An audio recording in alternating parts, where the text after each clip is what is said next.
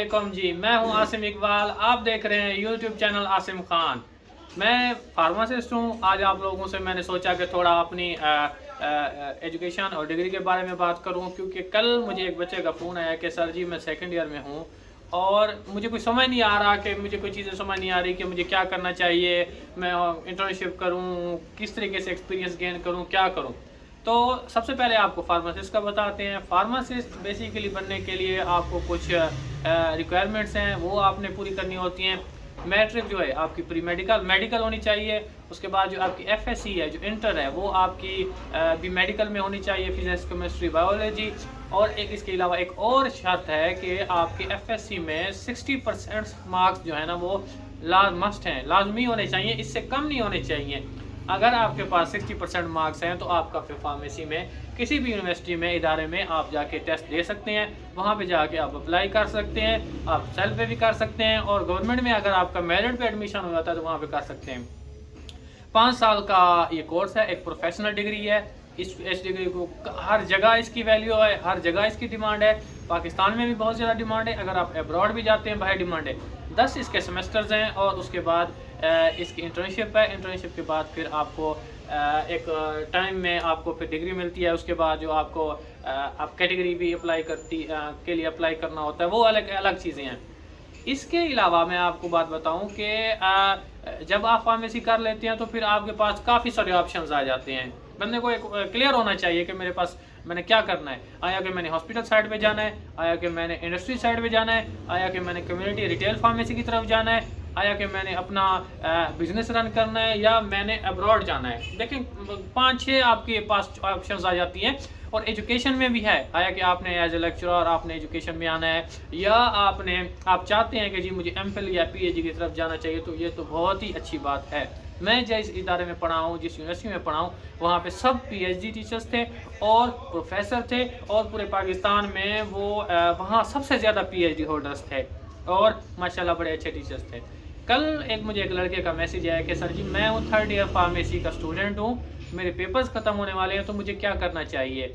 आया कि मैं कुछ समझ नहीं आ रहा, मैं क्या एक्सपीरियंस गेन करूँ, मुझे शौक तो बहुत है। तो ये चीज़ जो है ना, ये टॉपिक जब मैंने सवाल देखा है तो ये ऐसा हमारे साथ भी हो चुका है। तो मैं आप लोगों को, क्योंकि मैं सोशल मीडिया तकरीबन 3 साल से रेगुलरली यूज़ कर रहा हूँ, मैंने देखा है, मैंने हर टॉपिक पे वीडियोस देखी हैं, हर इश्यूज़ पे वीडियोस देखी हैं, हर इस्लाह के तौर पे वीडियोस देखी हैं, लेकिन मैंने ये नहीं देखी कि कोई फार्मासिस्ट हो जो व्लॉग करता हो, जो पॉडकास्ट करता हो, या किसी चीज़ को कोई फेवर देता हो, या कोई इस तरीके से कोई चीज़ लोगों को बताता हो उनकी नॉलेज के लिए। क्योंकि हम जब 5 साल पढ़े तो हमें कोई बंदा गाइड करने वाला नहीं था, कोई समझाने वाला नहीं था। जब हम इंटर्नशिप करने के लिए आए तो हमें इतना तक पता नहीं था कि नोविडेट जो है ना वो कितनी उसकी डोजेज फार्म्स हैं, कंपनी क्या है, किस टाइम कैसे क्या रूट है, तो किस तरीके से देनी चाहिए। तो मैं आप लोगों को एक थोड़ा सा एक इंट्रोडक्शन था, इस तरीके से था। मैं ये चाह रहा हूँ कि मैं आप लोगों को, जो बच्चे फार्मेसी कर रहे हैं, उनके बारे में, उनको जो भी क्वेश्चंस हैं, जो भी सवाल आते हैं, आप मुझसे पूछिएगा, मैं आप लोगों को बताऊँगा किसी की क्या प्रॉब्लम है, किस तरीके से इंटर्नशिप करनी है, आपने ड्यूरिंग अपनी स्टडी के दौरान आपने क्या क्या सीखना है। और एक इमर्जिंग टॉपिक है जो बहुत ज़्यादा अच्छी है, वो है एक फार्मेसी टेक्नीशियन या B pharmacy Pharm D 5 year degree program है, प्रोफेशनल डिग्री है। और ये आपको समझाऊँ, एक कैटेगरी इसमें आता है, लिस्ट में आता है, जो है फार्मेसी टेक्नीशियन।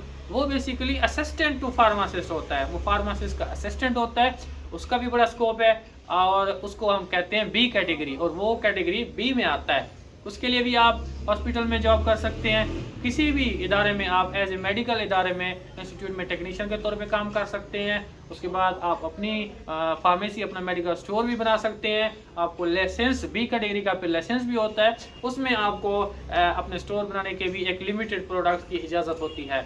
कोई भी आप लोगों का इस तरीके से, जो नेक्स्ट जो मैं वीडियो बनाऊँगा, आप लोगों के सवाल भी लेंगे इंशाल्लाह।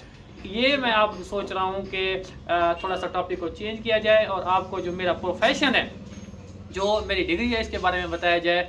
तो अगर कोई बंदा सर्च करता है कि जी मुझे मैट्रिक के बाद क्या करना चाहिए मेडिकल में, एमबीबीएस के अलावा, क्योंकि लोगों ने समझा हुआ है कि सिर्फ एमबीबीएस है, या उसके बाद बीडीएस है, डीवीएम है। तो मेडिकल की भी ब्रांचेज हैं, देखिए बहुत सारी ब्रांचेज हैं। आप किस तरीके से जाते हैं, किस तरीके का आपको शौक है, और क्या क्या आप करना चाहते हैं।